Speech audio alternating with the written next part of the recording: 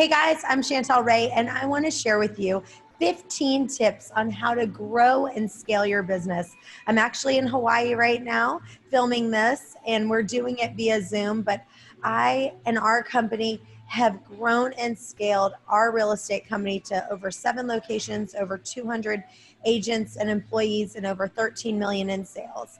We've been on Inc. 5000's fastest growing company every year we've been in business. So Heather Roemmich and I, she is our COO, and we're going to share with you our 10 best tips and tricks of what you need to do to scale and grow your business like we have.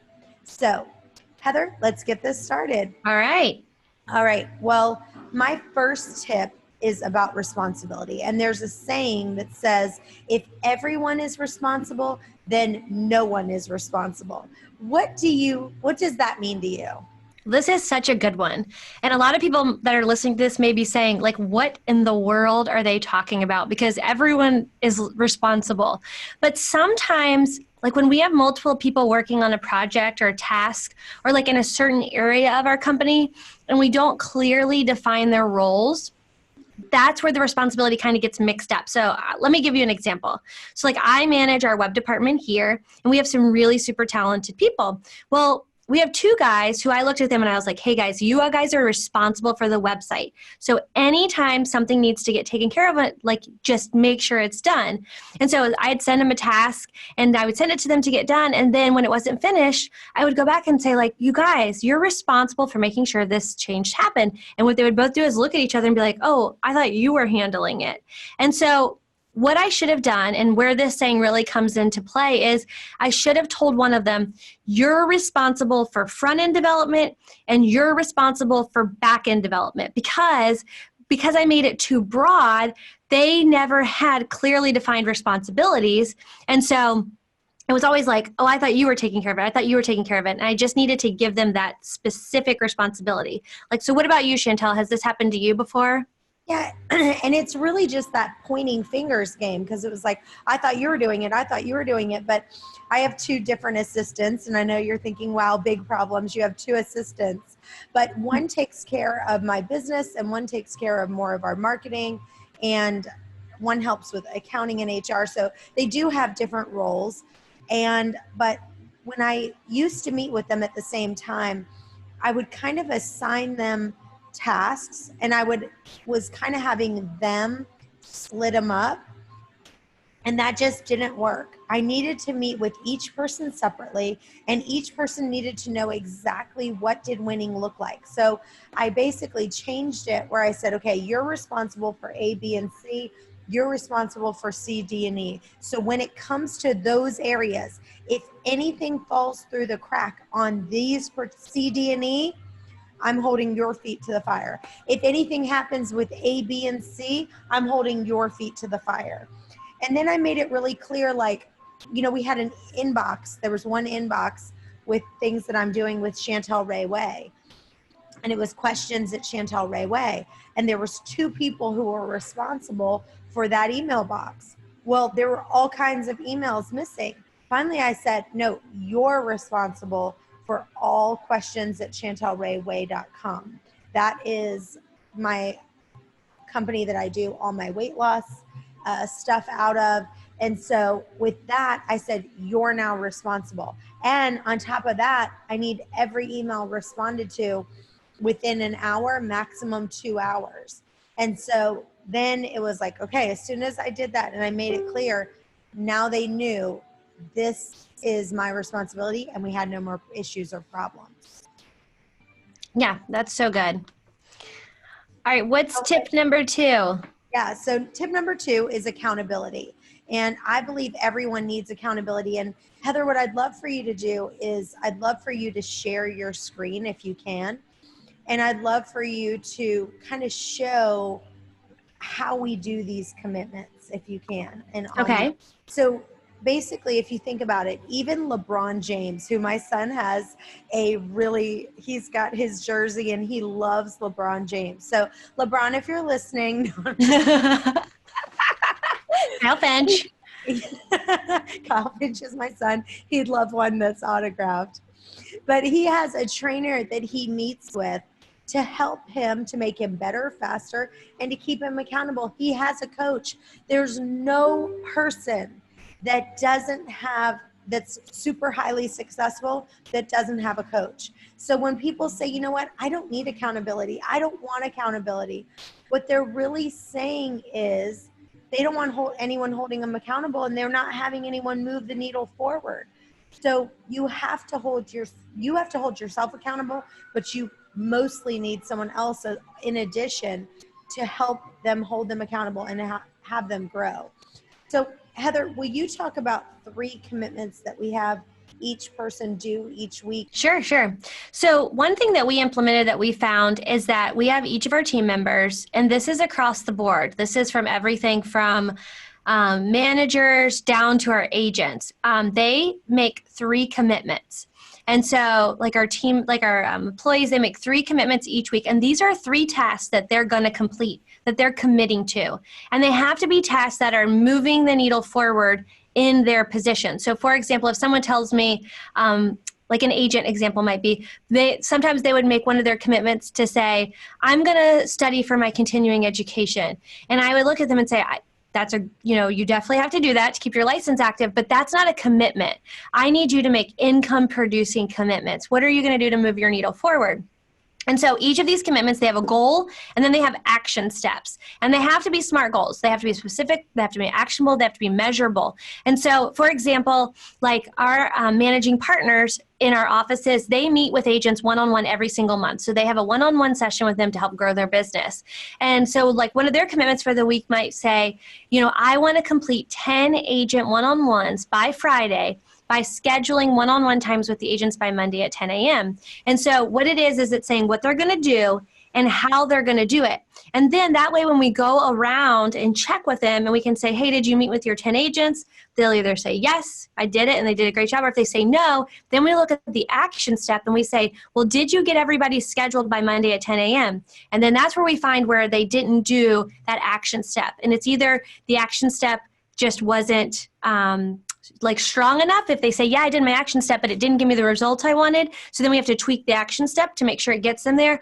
Or they didn't do it because they didn't have enough grit and like oomph to get it done. And so a lot of times in that situation, I'll say, if I would have given you a bonus of $1,000, would you schedule them? And 99.999% of the time they'll say, well, yeah, I would have. And so it helps instill that in them. And, but I think a key to this is we have to check in like halfway through the week to see where they're at. Because what happens is if we wait till the very end and they're like, no, I didn't hit it, we're way too far behind the 8 ball at that point. And I want to help identify obstacles before they miss their commitments each week. So I can help coach them through halfway through. So those are kind of the 3 commitments that we do and how we kind of coach them through it and how they come to those different like commitments and ideas. So good. Well, and I think the other piece is assigning them an accountability partner who can check in with them every day, encourage them, and it starts to create self-motivation because they don't want every time their accountability to call for them not to be having their commitments done.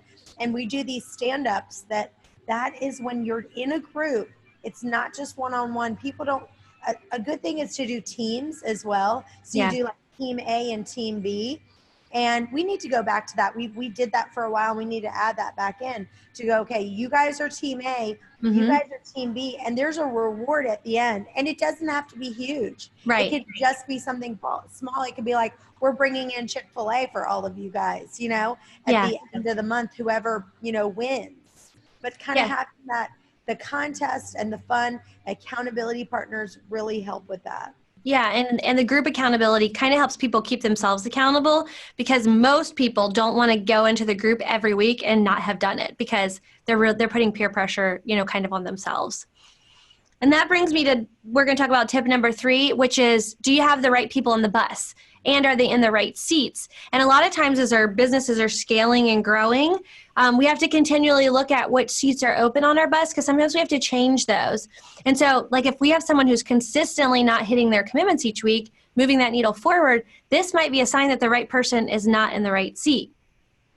Yeah, and in the book, where we got this from is in the book Good to Great. And Jim Collins basically has this metaphor, and he compares a business to a bus, and the leader is the bus driver. And he says it's absolutely crucial to ask first who, then what. Like, you're the bus driver. The bus, your company is at a standstill, and it needs you to kind of get it going. And so you have to be, if you are a leader, you have to be rigorous in the selection process. Like, a lot of times what happens is you've got a hole and you're like, oh my gosh, we got to fill it. We got to fill it. We got to fill it. And you just go, psh, let's just fill it. And you're not creating a systematic tool that says, okay, what are we doing in the interview process? What are we doing for reference checks? What are we doing for the background check? How are we testing them?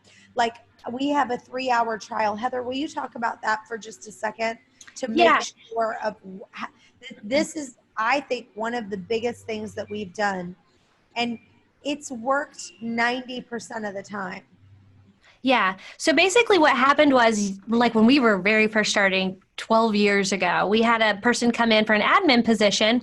And so we asked them all the standard questions, you know, on a scale of 1 to 10, how well are you on computer skills? How well do you rate yourself on this? And they're like, 10, 10, 10, 10. I'm amazing. I'm amazing. We're like, oh, great. And so they had worked at this other position for a really long time.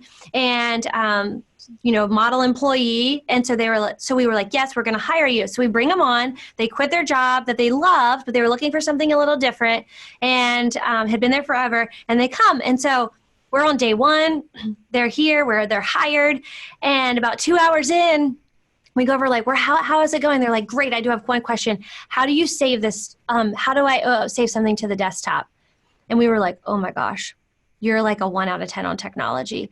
And so unfortunately, like, this person had quit a job that they'd been at for a really long time and just like left all of that behind. And they weren't really at the levels that we needed them to be. And so we were like, we don't want to make this mistake again. So what we did was we created the 3-hour trial. So after we've interviewed someone, we asked them to take 3 hours off, and it's easy for someone to get 3 hours, and they come with us and they actually do like some sample task during that 3-hour trial where we get to work with them. We get to kind of test their skills, test their knowledge. We get to see what they're like to work with. They get to see what we're like to work with. It's not paid. It's part of the interview process. And this has just helped make sure we don't make those silly mistakes. So we can easily tell in 3 hours how quick someone is, how tech savvy they are. If that position requires specific skills, we can tell if they have them. And it has really been a game changer in our hiring process. And it really has helped us kind of filter through good candidates, great candidates, and candidates that we really should not hire. Yeah. And when in doubt, you just do not need to bring the person on the bus. Right. Like, you need to let a seat go unfilled and just take on a little extra work at that time until you found the right person. And that is, we've made that mistake tons of times where we're just like, you know, we've been interviewing and we're just like exhausted. We're like, well, this is the best guy. He's not great, but he's the best that we found so far. And that is the wrong attitude. You've got to make sure that you're getting the right people and that they're outstanding, not just okay. Yeah. And getting the right people in the right seats. So like, they might be the right person, but it's like, for me, if you had me be your admin, we'd be all in trouble because I hate details. I hate doing all that stuff. So I'm the right person, but I might be in the wrong seat. And so that would be the second one, and the second piece of that. But also the hardest piece is to get the wrong people off the bus. Yeah. Because, you know, we had to make a really hard change this year. We had somebody who'd been with our company from the beginning. I mean, literally from the beginning, like, you know, 14 years, something like that they'd been with us. And, you know, once we knew we needed to make that change probably 2 years before it actually needed to happen. And, you know, you have to help people exit the company with dignity and grace so that people, you know, have positive feelings about it. But sometimes you just have to make that decision. And it's just so hard sometimes to do it, but you have to rip the Band-Aid off. And you might need to say, like, do an assessment and decide, do I even need these people that we have. So we at one time hired a bookkeeper, and we were paying $80,000 a year for this bookkeeper. And we realized that we just didn't need that seat. Like, we decided to make the technology so good that we didn't need a bookkeeper to do that. We needed someone who was just almost data entry, that was more at the $15 to $16 around, price range. And that saved us a lot of money. And one way to figure out if you have the right people on the bus is to ask the question, is there anyone in your organization currently working for you that you wouldn't rehire? Like, if they came in and reapplied, would you rehire them? And if the answer is yes, that you wouldn't rehire them, this is a big red flag. Like, you need to look at them and say, okay, they either need to be coached, they need to be warmed, or they need to be moved on. Like, either coach them up. We have a saying, like, either coach them up or coach them out. And I know that sounds harsh, but if you wouldn't rehire them, why do they still work for you? Yeah. Yeah. It's hard. It is really hard. And, a lot of times we'll have people that are really hard workers, but they're just not kind of getting the job done. Their productivity is low. One of those people. Yeah. Like we need to go over, we need to show that chart. But yeah. Go ahead. Yeah, so there's a chart that you can do. And so on one axis, you're going to put productivity. And on one axis, you're going to put your core values. And so there's 4 quadrants that you're going to do. There's one that has high productivity, high core values, one that has high productivity, low core values, one that has low productivity, low core values, and one that has high productivity or low productivity but high core values. And we'll put the chart here up on the screen. But what that means is, like, if you have somebody who does high productivity and high core values, A player, keep them, replicate them, mold them. I mean, they are people you want to keep because they get production done and they just exude everything you want your culture to be. And then you have people who are low productivity and low culture. If you have somebody like that, today needs to be their last day. They are culture killers. They are cancer. They are toxic. You've got to get them out of your organization. They're not doing anything, and they're making everyone around them miserable. So they got to go. So then you're left with the hard other 2 quadrants. Those are easy. Keep, go. These 2 quadrants are really, really difficult. Difficult is people who have low productivity but high core values. Like, you love them. They are everything that your culture exudes. They uphold every one of your core values. You just can't get them moving the needle forward. And so you don't want to let go of them because they're really great. So what you want to try to do is coach those people to the high productivity, high core value quadrant. And so you want to say something about that. Yeah. So we had someone like that was like that. Like, they were amazing for our culture. They just couldn't get the job done. You could give them a goal and they would just never achieve them. But everybody in the organization loved them. And we just kept holding them accountable until the point they said, you know what? I can't. They came to us and said, I just can't really do this job. You know what I mean? So instead of us letting them go, they ended up letting themselves go. Yeah, and so you'll either coach them over to where you put them in the right position where they are like they are having high productivity, they're moving your company's needle forward, but they're still, obviously they're such a great core value person, or that example will happen. The hardest group is someone who is a high producer but has low core values.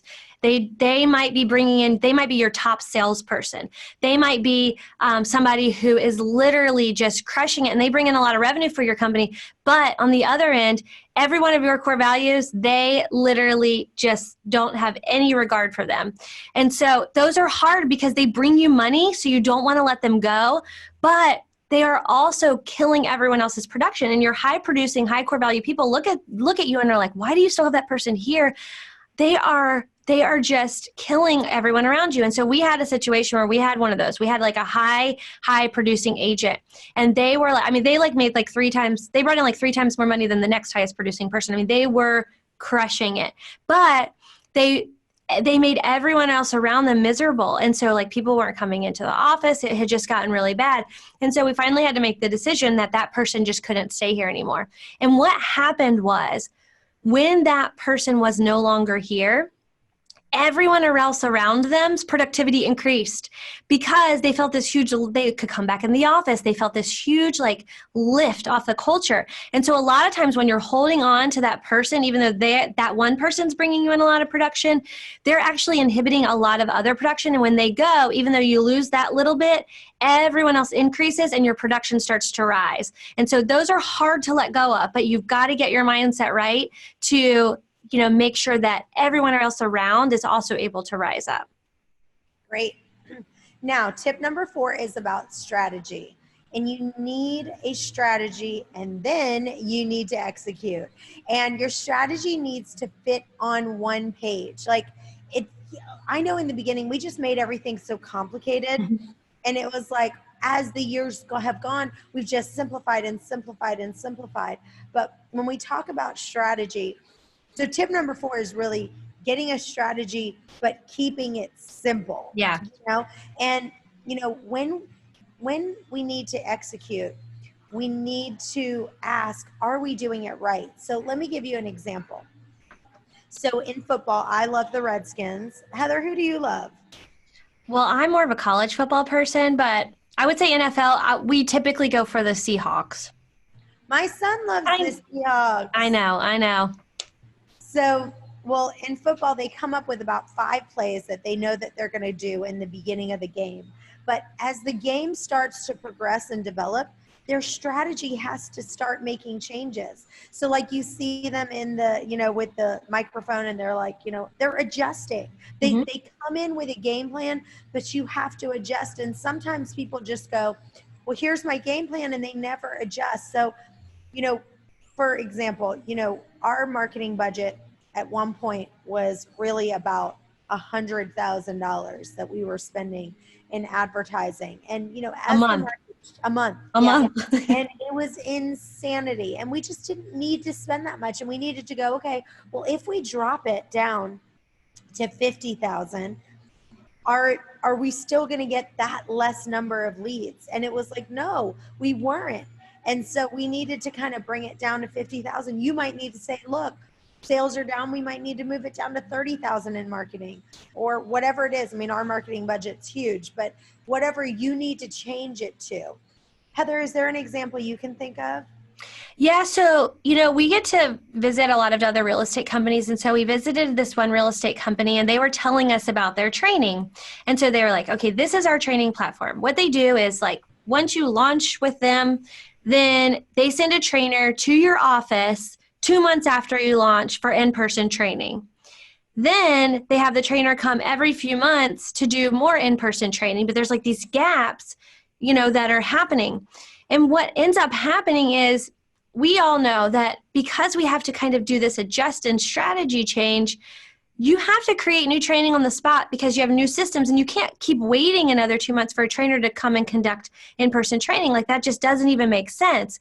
You have to be able to adjust, especially in a market like real estate that changes all the time, that you have to be able to adjust regularly. And so looking at that system, we were just like, this is insane. There's no way that you can wait 2 months for someone to come back out and retrain you on something that's changed 1 month and 29 days ago. And so you just have to kind of look at your systems and say, okay, am I able to kind of tweak this and move it on the spot?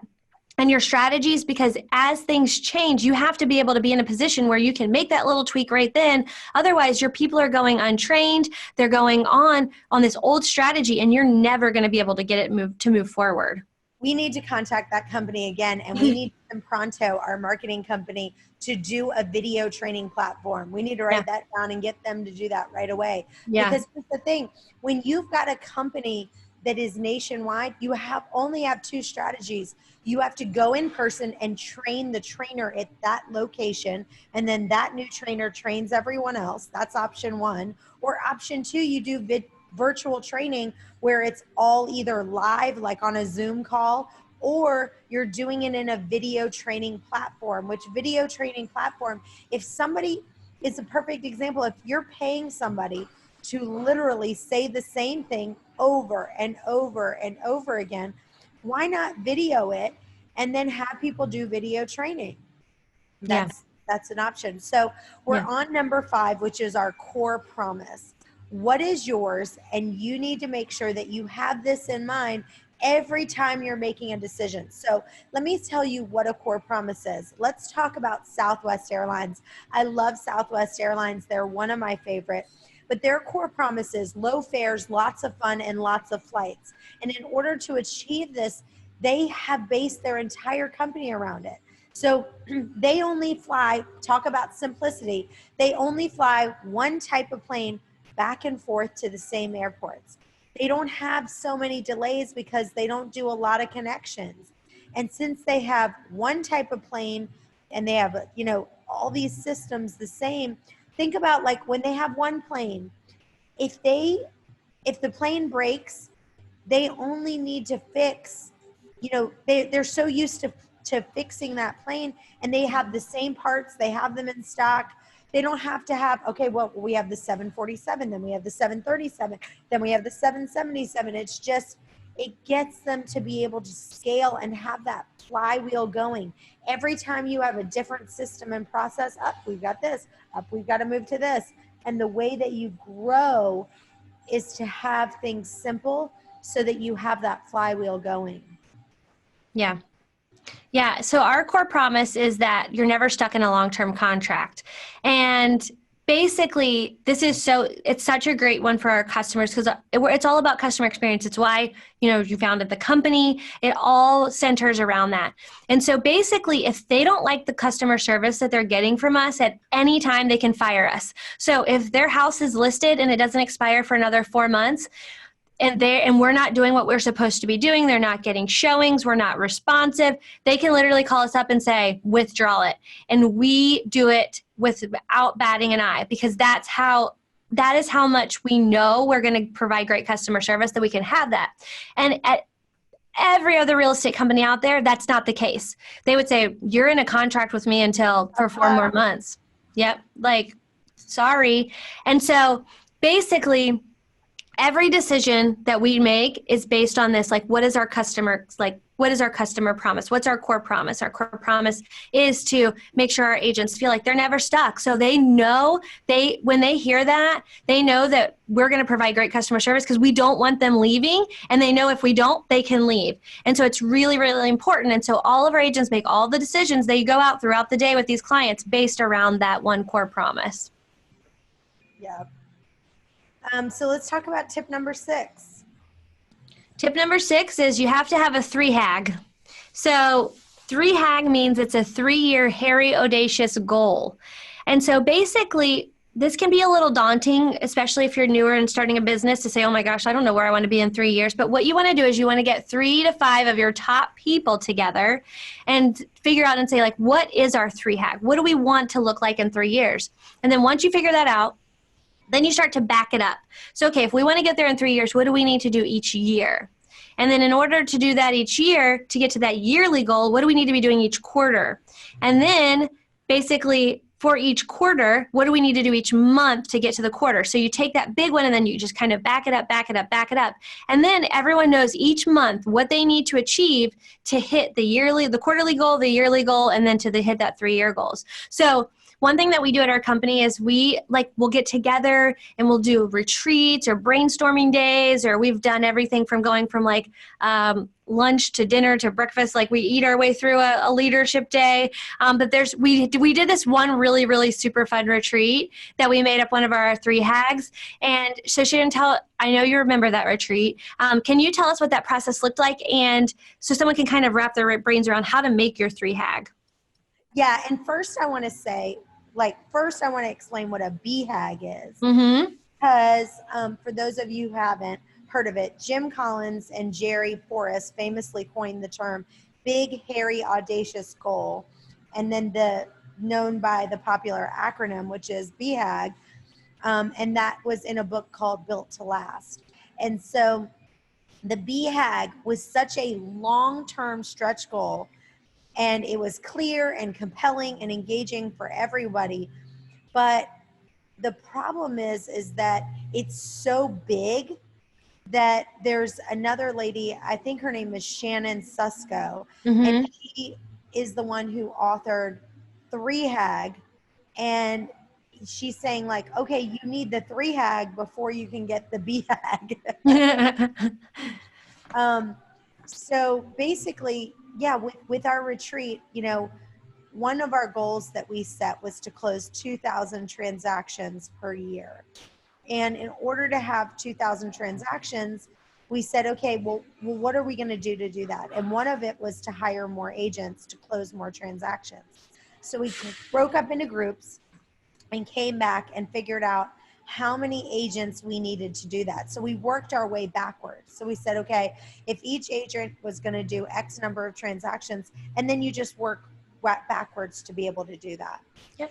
All right, let's move on to tip number 7. And that is to find out what you are unique at. And so when you try to scale and grow your business, most people think that you need to just be like the jack of all trades. And instead, you need to find out what you are unique at.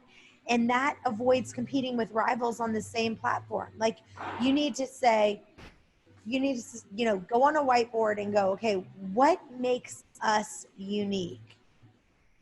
Heather? Yeah. So one thing that makes us unique with our company is we decided that, what was kind of missing from what our competitors were doing was there's a lot of times you're calling agents, but they don't answer the phone because they're with a client, or they are, doing a showing, or they're on vacation, or they just don't work after this time at night. And so what we decided was we were like, okay, we're going to be unique. And what we're going to be unique as we're going to have a live agent from 8 to 9 every single day to make sure our clients never, ever miss a showing call. So even if one of our agents, even if their listing agent is meeting with another client, we have a live agent that takes the call for that to make sure that they don't miss a showing, they don't miss a question on it, they don't miss a client coming in. It's all taken care of. And so that was really important for us in our industry because that's something that wasn't happening. And that was a key frustration for clients, was that they try to call an agent wouldn't call them back, agent took 2 days to call them back. It was a big problem. So even after hours, nobody ever leaves a message. We don't have any voicemail set up. It all goes to a live person. So even after hours. I want to say, you guys have tried to get me to do voicemail for so long. Like, not that you voicemail, but you'd be like, can we at least have, number, like press 1 for this, press 2 for that. And I'm like, no, that's what makes us unique, is that nobody goes to a voicemail. Yeah, they don't go to a voicemail. They don't do a calling tree. Like if you know your party's extension, like we do not do that. It literally goes to a live person every single time. During 8 to 9 and after hours, we have a live person that answers the phone. So this is like super unique because you don't have that frustration of either having to leave a message and waiting to hear back, or I don't know my party's extension. I'm trying to push 0 to get to the operator. Like none of that. And Chantel's right. We've tried over the years, but no, that goes right to a live person. We have a 5-ring policy. They answer. And so that way the person on the other line gets right to who they want.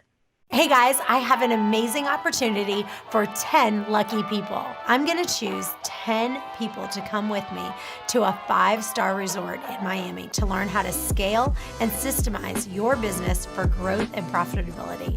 Most of the time, people go on these conferences, they might be 5,000, 10,000 people, and they might be fired up when they come back, but they don't implement anything. It's too hard to start from scratch creating all these systems. The difference between this retreat is you're gonna leave with the systems 90% done for you. You are going to leave with our actual Word documents. All you have to do is change 10% to match your company's vision. We're opening our entire playbook of everything we've done to have over 7 locations, over 200 employees and agents with millions of dollars in sales a year. You're going to get our opening and closing checklist, our HR manuals, our list of technology. If you're in real estate, this is a no-brainer. 95% of the work's done for you. You just change a few words and poof, it's done. Now, if you're in another business, it's still amazing, but it's about 80% of the work is going to be completely done for you. Bigger isn't always better. Growth is only half of the equation. We're going to teach you how to grow and how to profit.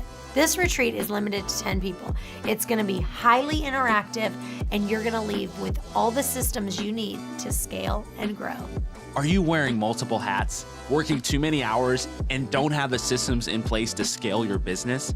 Then you need to attend the Scale Now retreat. Learn how to thrive when only a few companies survive, and learn proven systems and checklists to scale your business to the next level.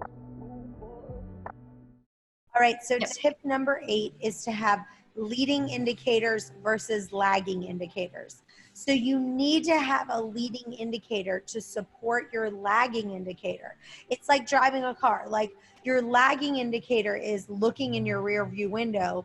So that would be like looking at last month's profit and loss. And your leading indicator is the 1 foot on the gas. And so you need to be looking at things of what is going to be moving the needle forward. And let's think about FedEx, for example. They have a giant clock on their wall that shows how many packages they have left until the plane leaves. So everyone on the floor sees where they are at any given time so that they're all working on the same goal. And so a lot of times people would say things like, give an example, Heather, of a leading indicator versus a lagging indicator. Yeah. So basically, like a lot of people think that their leading indicator, it's really their lagging indicator. So for example, for us, it would be how many closings do we have on the books? How many closings did we have last month? Even how many closings do we have on the books this month? That's a lagging indicator because so many things had to happen for that closing to actually get on the books.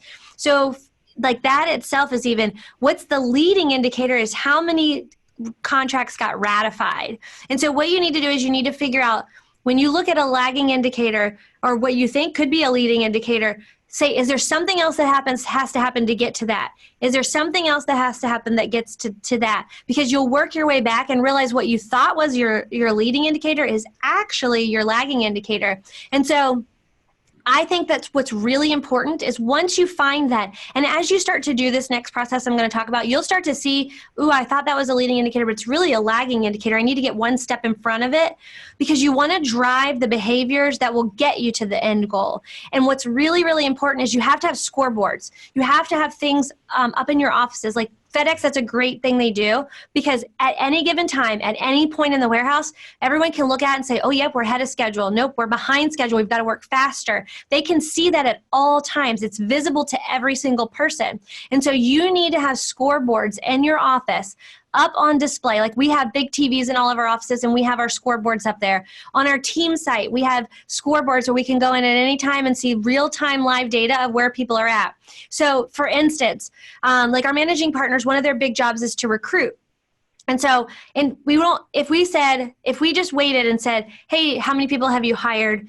That's the lagging indicator because there's several steps that have to happen before that. So each month when we say how many people have you hired and they're not doing it, we're not driving the right behavior. So we're way behind the 8 ball on that. So what we did was we were like, okay, in order to hire one person, they need to have 5 people show. In order to get 5 people to show for that week, then they need to have spoken to 40 people on the phone. And those are just some conversion numbers. So basically what we did was as we started to make the scoreboard, first we had hires and then we're like, okay, that's not, why are they still not hitting that goal? Because we're not driving the right behavior. So then we took it back. Okay, let's go to interviews. Wait, why are we still not getting enough interviews? Oh, because they're not talking to enough people on the phone. So then we brought it back. So now we look at all of those behaviors and we focus. So that way, if we're like, they didn't hire, then we can go back and look how many they had the right number of interviews, maybe then that's a conversion problem. Or no, you didn't talk to enough people on the phone. That's the foot on the pedal. Talking to people on the phone is them pushing the gas of their car. Then what they see in their rearview mirror is how many people they actually got to hire from that. And so having those scoreboards is really important. And that is the leading indicator. And I'll give you an example of Payless Shoes, even though they've gone out of business now. But basically, what they did, there was a time that they had a record year. And what they did was they found out, they said, when we measure people's shoes, we know that more people are going to buy because they're like, okay, they're going to measure their feet. And so what they said is, okay, we're going to track how many shoes that people are measuring their feet. And so they put scoreboards up and they had contests and da da da da. And that was their record breaking year. Apparently they stopped doing that because now they're out of business. But at one point, that is what they did. And that was a leading indicator. So sit down with your team and find out what that is. Yep. So tip number 9 is in order to scale, you need to be debt free. And this is really important to me. I've worked really hard and our team has to just build a business with little to no debt. And the only debt we have right now is the mortgage on 2 commercial buildings I own. And I pay double on them to make sure that we're going twice as fast. And this is important because we want to stay as liquid as we can. And the other thing that we had, I think we still have like 1 lease on a copier left. Yeah. And that's a perfect example of, even now we were like, why are we leasing these copiers? Let's just get these printers. We were paying literally, like, it was insanity. Some of the copiers were between $600 and $1,000 a month, something like that. Yeah. I'm like, this is insane. We ended up buying a printer, a copier that was just fine. It does everything for like $3,000. Yeah. And that's it. We're not paying $600 to $1,000. And that was the only thing. Someone had told me a while back, the only thing you should lease is a copier because it breaks down so much. And instead of spending all that money on a copier. And so, yeah, I wouldn't spend $30,000 on a copier. I would spend $3,000 to $5,000. They have them now to where you can get a pretty decent copier for $3,000 to $5,000 and just own it. Yeah. What examples can you think of, Heather? Yeah. Well, this really makes me think of, the housing market took a real big crash between 2007, 2009.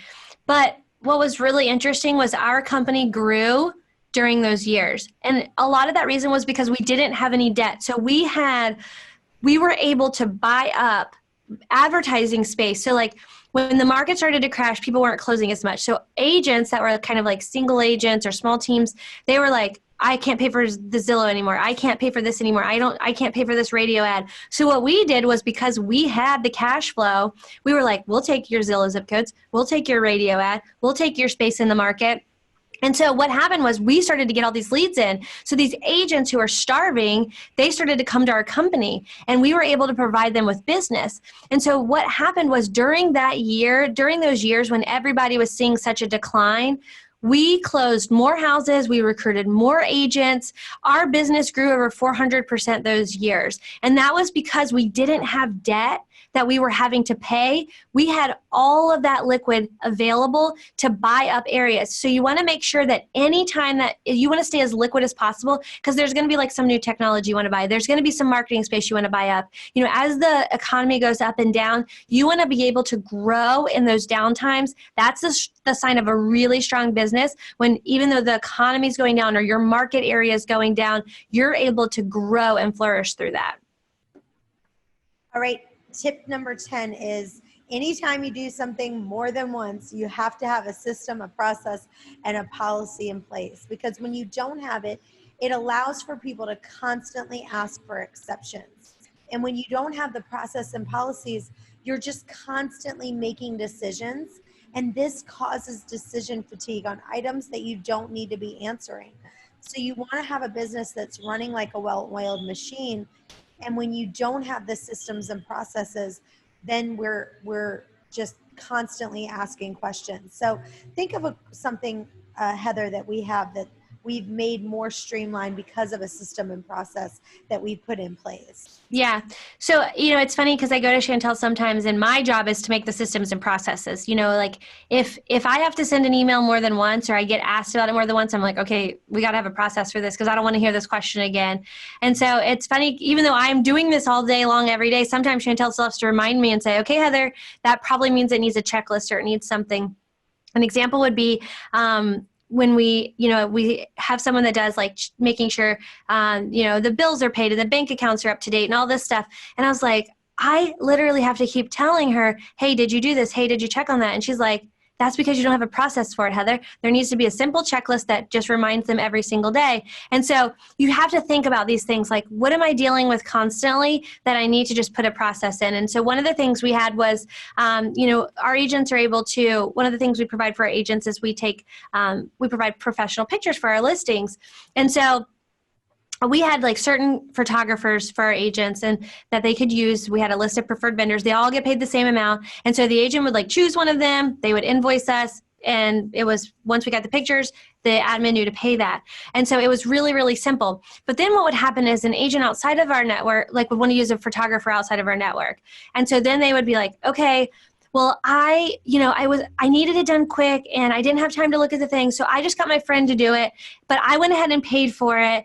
And, they're going to, but it's more than it was. And so can the company reimburse me for it? Please, just this one time. And so then what happens is then their manager would come to me and say, oh, hey, so-and-so needed a photographer. They needed it on a quick dime. They used their friend. Can we reimburse them? And what they don't realize is that we had a system already. We had these people who knew when to invoice us, how to invoice us. The admin knew how to pay them. Now they're like, whoa, this is not in the norm. I have to pay an agent back. And how much am I paying them back? And did they show me an invoice that they paid it?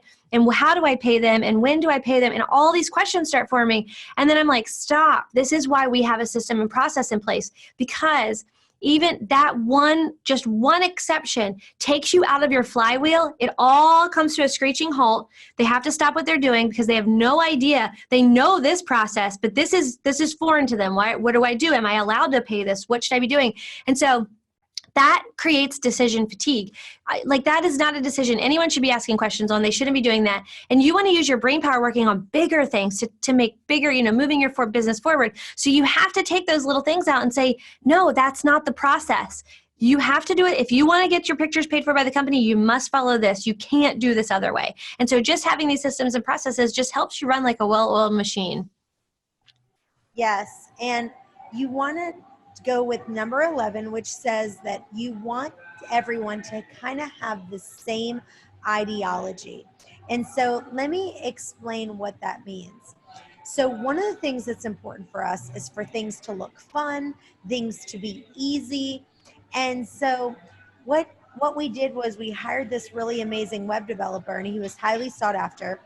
And we kept running into roadblocks with everything he was developing.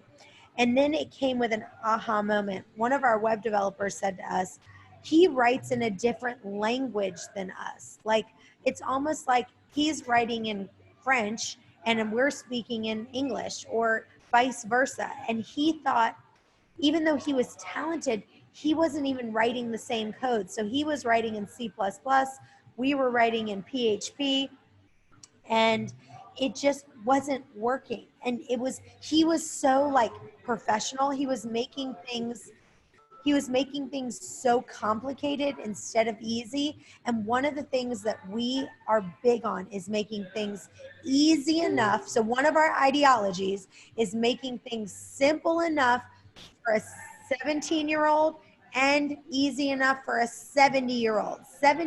If you're 17 or you're 70, you can understand our processes and systems. And he was making it so complicated, no one could understand anything.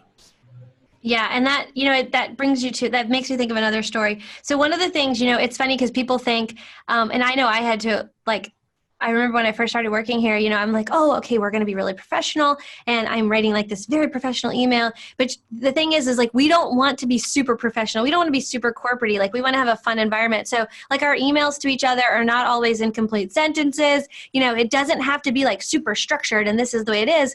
And so at one point we were ready we needed to hire an HR person. And so we found this really, really amazing person, very distinguished HR degree, and he had great corporate HR experience. We loved him. He was a great fit for our culture. Like, he was a super hard worker. Everyone loved him, positive attitude, fun to be around. He was funny, but we kept getting frustrated with how long it would take. Like, we'd be like, hey, can you send out an email about this policy?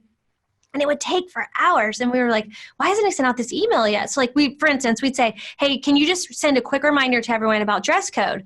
And in our mind, what we wanted was just to say, hey guys, just remember, you can't wear yoga pants in the office. Just, refresh yourselves on the dress code. Look professional at all times.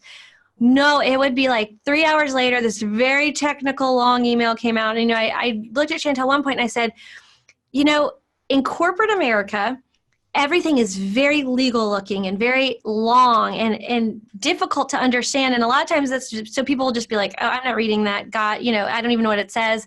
And they have really no idea what the policy is. And that wasn't how we wanted that's not how our culture is. Like, we want everything to be transparent, easy, simple. And so we kept getting frustrated with him because we were like, what in the world? And it's because his ideology was very corporate structure, where we are not that way. We want a fun, simple, just flexible, transparent environment. And so we kept kind of hitting that frustration level, even though he was really awesome and super fun and great. We just kept getting frustrated because he didn't have the same ideology as us. And it just wasn't like the right environment for him. And the best analogy would be the difference between Southwest Airlines Mm-hmm. and flying Delta.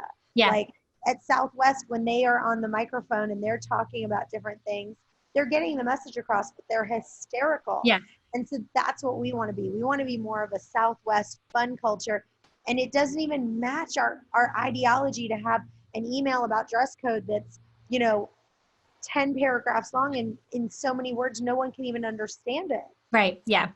Yep. Right. Let's move on to number 12, which is outsourcing. So what we have decided is that what is not our core competency, you should be outsourcing. And so if someone else can do it cheaper and faster than you, then you need to do that. So let me give you an example. At one point, we had 3 photographers on staff that were paid full time.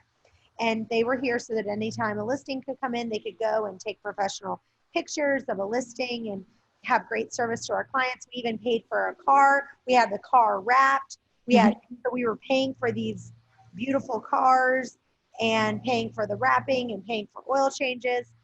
And what happened was, on a slow month, so like in January, we're, not just, November, December, we're kind of slower. And so we're not getting as many listings coming in because people want to wait till the first of the year. And so we're still paying 3 full-time photographers. So what we decided to do is we decided to outsource this. And so we went to local photographers, negotiated a rate, and only paid them a flat fee for pictures that we're taking at the listing. And this saved us so much time, so much money. And it was because we're only paying for pictures that were taken, and it saved us on payroll costs. And the pictures themselves, taking those pictures, it's not part of our core competency. That was easy for us to go ahead and outsource. Yeah. Heather, can you give an example? Yeah. So I always laugh at where we were and where we've come. So when I first started working here 11 years ago, we literally kept all of our listings on this like spreadsheet, and it had directions, showing directions, like who to call, when they could show the house. And every morning we would print it off, an updated version of it. We'd carry it around with us. We had this very special cell phone for the showing line. And so as all the admin, so there's like 4 or 5 of us, we all were taking care of making sure the scheduling, for clients' listings got shown, because one of our core values was to have somebody live answer the phone at all times. So we did that in-house. So all these people took hours of their day to do this. We had this on this paper. And then once we left for the day, we'd hand it over to the agents and they'd take care of it for the nighttime hours. And so after a while, we were like, okay, this has to change. One, it's not efficient. It's not up to date. This is taking way too many people's man hours. So we found this company called Showing Time. And basically, we just pay a per listing fee to have a third party handle all of this. It's all on a web platform. Anytime a client may say, oh, change the showing hours, it's just done right away, real-time live updates. They call the client. If the client doesn't want to talk on the phone, they can confirm it via an app, text, email. They get to choose all these different ways, and we don't touch it. We don't hear of showing calls. We don't even know we know what's going on, but we don't have to be involved in it anymore. And this was such a great move for us. One, they work 24/7, so they go with our value of they never miss a call. A live person always answered. You never ever get a voicemail there. And, the clients have the option to do this however they want. And so it was a no-brainer for us to outsource that. And so just finding little things like that of who can do it better, faster, stronger for you, like throw it over to them. Yeah, and number 13 is to hire managers that follow processes and stop having them ask for exceptions. And what I mean for that is that you want to make sure that your managers are the front line and that they are on board and they have you have processes and they're willing to enforce them. Every time someone comes to them from their office or team, you know, and asking for an exception, we have this one guy on our team who's a leader and we love him. Everyone loves him. He's funny, he's hysterical, he meets all of our core values. But there's one thing we're constantly talking to him about, and that is he wants everyone to love him. And so he's constantly like, well, can we make an exception? Can we make an exception? And it's exhausting. And we constantly are talking about that. And number one, every time you make an exception, it has people feel like there's favoritism. You don't want people to feel like there's favoritism in your organization, because making an exception even once can cause people to feel like you're favoring someone, regardless of whether it's, you know, true or not. They're like, well, why are you doing that for them and not doing it for me? So that means that one time can lead to many. And so it's like, they're always like, well, can't we just do this one time? And it's like, no, because once a staff member is allowed to break a rule, there's no guarantee that someone else, and then someone else says, well, why are they getting to do it and I don't get to do it? And then you also, people don't take you seriously because they feel like your word is not there and you're going back on your words. You said this. And so then they're constantly, like my son is a perfect example. If I say to him, you can't have sugar today, you're grounded from sugar. And then he's like, well, can I just have this one cookie? Then it's like I'm making that exception. And then later on that day, he'll say, well, can I have a Pop-Tart? You know, and it just goes on and on. Yeah, it doesn't stop. And I actually just thought of a really good example of something that happened. So we had an agent whose commission check, the closing company wired it to the wrong account. It didn't come to our account. It went somewhere else. And so they finally got it all sorted out, but it was after the timeline of when we pay commissions. And we pay commissions several times a week, so agents don't have to wait very long for their commission. And so, you know, they said, hey, you know, can we it wasn't our fault. It wasn't their fault. It got wired to the wrong account, but we have the money now. Can we run a special payroll to pay this person this one check? And I was like, no, because now it costs extra money to run an extra payroll. It's not on payroll day. It's an extra step that the admin has to do. We're not doing it. And then they come back and they're like, but okay, so what if we pay for it? You know, what if we pay for the cost of it? And even though it would have been no extra cost to us, it's still out of the wheelhouse. It's not on payroll day. It's an extra step that they have to make. And if we would have said, fine, you know, go ahead and do it now, just like Chantel said, it opens the door. So because once you make one exception, it just pries the door open, because now they're gonna be like, well, last time you let us pay for it. And next thing you know, we're running payroll every single day. It's just crazy. So you have to really stick to your processes and have them stick to your processes. And they have to be able to do that on the front line. So we're not getting, you as the upper management aren't getting questioned every other day on what we should, can we please make an exception for this? Can we please make an exception for that? So good. So number 14 is automate everything you can. We really try to look at everything that's done manually and say, how do we automate this? And if it's automated, you won't forget about it. And it's always running, and I don't have to rely on an employee to get it to me. So for example, I see certain reports every single day, and once a week, I want to get a snapshot of where we are, how we're doing it. So I had our amazing web guy on staff. He created these reports and they send out automatically. So let's say we want to do a ratified contract contest every single month. I used to have our admin go in, pull the data, sort it, color code it, make it look nice. And what happened was it took a lot of time. And so now I said, nope, we're going to have this. We have an API that collects all the data, and we pull it, and it has an email that's sent out automatically. Yeah. So Heather, what else can you think of that we do automatically? Yeah, we really try to automate everything. We like to sit in departments and see what are they doing, and how can I take any type of manual, anything they're doing manually has to go. And it doesn't, even if you're like, well, I'm a small company, I don't have a web developer, I don't have all this. That's okay. There are products out there that do this for you for really low cost. So an example would be, we have an inside sales department. We get a lot of email leads in every single day. So what was happening was the email was coming in, the ISA was having to copy the email, paste it in, write in notes. And I looked at them, and they're doing this hundreds of times a day. And I was like, no, we are not doing this anymore. This is crazy that you're manually copying and pasting and putting it in. I went online, I found this program for $200 a month, maximum. It literally reads the email when it comes in, grabs the information I tell it to, and puts it in my system. There's systems like they're out there all over the place. And I could set it up myself. I'm not a web developer. I don't have to write any code. It has it all there for you. You just follow the instructions. You tell it what you want it to pull. It puts it in there. That has saved us hundreds of hours every single month for $200 or less. And there's systems like this you can do, like looking in your everyday like activities. If someone is doing something manually, you have to automate it. They should not be doing anything manually anymore. Absolutely. And number 15 is that you need to get your niche, figure out what your niche is, and stay in that. And what it is it's counterintuitive to go into a small niche. It feels limiting. Everyone wants a big funnel and lots of clients, and no one wants to turn any client away. But the opposite is true. The more well-defined you are and the more of an expert you are, people will look at you an expert and they want to come see you. Let me give you an example. An example is cancer. Let's say someone said, I don't want to just do breast cancer or prostate cancer. I want to be able to do all cancers.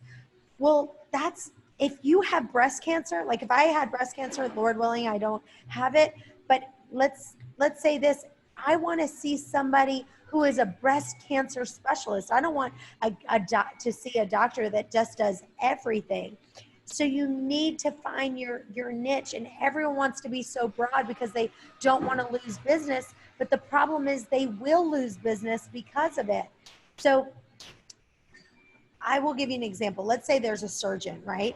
If you have a surgeon, then you go, okay, you have your category, your specialty, and then your niche. So for example, your category might be they're a surgeon. The specialties, they're a plastic surgeon. Their niche is they specialize in boob jobs, right? So for my real estate company, what happened was at one point we had this guy who wanted to do property management. He was like, please, let's do property management. And I said, no, we don't need to do property management. We ended up doing it, and it was a disaster. And for me, like with my book that I wrote, like my category, specialty, and niche, it goes like this. My category is health. My specialty is weight loss. My niche is intermittent fasting. And why did my book do so well? My book was on the top 1% of all books on Amazon. And the reason why was because it was on intermittent fasting. That's a very small niche. And so anytime someone put in intermittent fasting, my book popped up. Well, if I just did a book on weight loss, it would have just gotten hidden in everything. But because I went so niche, it was really, that's what made it successful. And, talk about how JMac wanted to do property management, and he was like, let's do property management, and how it turned out to be a nightmare. Yeah. So basically, the other part of it too is that it messes up your systems, because that's when you have systems for a niche, it runs very smoothly. When you throw another like wheel in it, it has to go a step further. So basically, like our niche is residential real estate. We can sell and do that with our eyes closed. I mean, that runs like seamlessly. Property management is different. And the problem is that it is a whole different system. You have to have a whole different technology system. You have to have all this stuff. And so, top agents, we always want to cater to our top agents. We're like, no problem. I personally learned all about it, set up systems. We paid all this money. We did all this stuff. And what we found was that we finally sat down with him at one point and we said, let me ask you this question. How much money will you make if you sell one house? And he's like, my average commission's $10,000 for one house. How many houses do you sell a month? I don't know, 3, 4, 5, 6. Okay, and how much are you making on one property management deal? Oh, I don't know, $300. How much of your time are you spending on property management? Oh, I'm spending over 50% of my time right now. The tenants are calling me, the landlords are calling me. I'm trying to set up, someone's toilet broke at 2 a.m. I'm trying to set up the plumber to get out there, And so we looked at them and I said, now you're a money person. Does this make sense to you? And they're like, no. And, and I said, listen, our niche is residential real estate. we know how to do this so well that it takes little effort from you to make a big return. Property management is not our wheelhouse. That you have to have a much bigger portfolio, and that has to be something that you're just doing all the time, churning, have a rate system set up for it. That it just doesn't make sense for you to do that.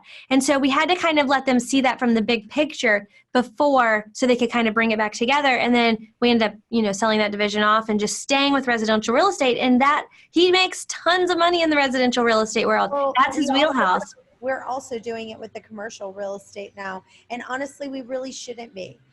We should not be doing commercial real estate. That's not in our wheelhouse. He does an amazing job at it. Yep. It goes back to what's our niche, and we really should be staying in that. So Yeah. I hope you guys have enjoyed these top tips, and I'm going to end with one last thing. It's called the 1 to 3% rule. And, I was taking a tennis lesson yesterday with a instructor that he taught the top people. He was in the French Open himself. He helped with Nadal and Djokovic and all these top people. And there's one guy, I can't even remember, Andy Roddick is who his main person was that he coached. And he said that, listen, out of his words, he said, Djokovic is only winning between 51% and 53% of his games. Nadal is winning 51% to 53% of his games. And he said, now, all the other people who are in the top, let's say out of the top 1,000 people who are in professional tennis, he's like, they're still winning 49% of their games. The difference is that Djokovic and Nadal are winning 51% or 53%. It's only 1 to 3% better than all the other players. They're almost as good, but he's being consistent at winning 1 to 3% better. And so my suggestion is that find these things, figure out how you can be consistent at all of these things all the time, just by 1%. And that's really the key. Okay, so I know this is a lot of information, and I just want to remind you, we've kind of given you an overview of how to scale and grow your business, but Chantel and I are doing a Scale Now retreat in Miami at this 5-star resort, May 13th through the 17th. And what we're going to do is not only, you just got to hear about it, but we're actually going to give you the documents, the playbook, everything that we have used, all of the processes and systems that we've developed. We're going to give you the documents, how to do your online training. We're going to show you all of that in person over 4 days. And you're going to be able to walk away with 90% of it completed. I have to go back and work on implementing it. It's going to be done. You're going to go back and you're going to implement it at this retreat. We're only taking 10 people because we want it to be really small, really intimate. So Chantel and I can work with each of you one-on-one to help show you and actually do the scaling and the systems for your business. So like I said, we're only taking 10 people. There's only a limited number of spots available. So go to chantelray.com/retreat to sign up, and sign up today because we want to make sure that we can help you scale your business just like we've done.